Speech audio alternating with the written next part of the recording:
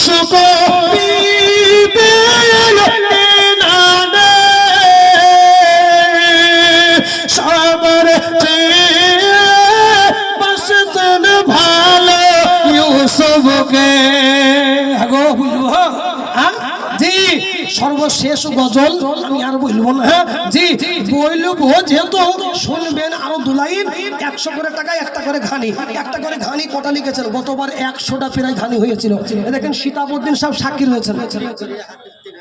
সুবহানাল্লাহ